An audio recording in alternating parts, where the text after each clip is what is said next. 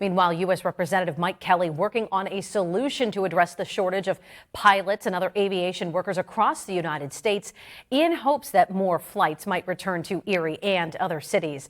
Our Lisa Adams is working on this story tonight. She's joining us after talking one-on-one, Lisa, with Congressman Mike Kelly late this afternoon. What does he say about the legislation that he introduced along with a coalition of lawmakers? Good evening, Eva. It's not a quick fix, but it is an incentive. Representative Mike Kelly and a bipartisan coalition introduced the Aviation Workforce Development Act. It's a bill that would make FAA-certified commercial pilot and aircraft maintenance technician schools qualified expenses under the 529 tuition savings plan.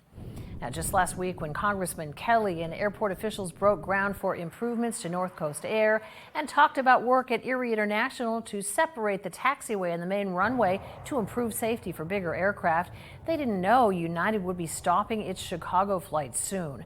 But they certainly were aware of the pilot shortages plaguing the industry since the COVID-19 pandemic. The airlines cut too short during the pandemic.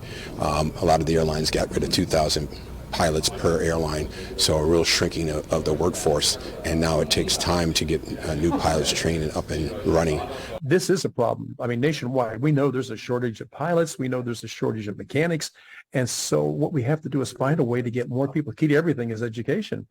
What can we do from where we sit to help get these numbers back in focus? And the idea is we can pass through a tax amendment the ability to fund these type of educational opportunities with before tax monies.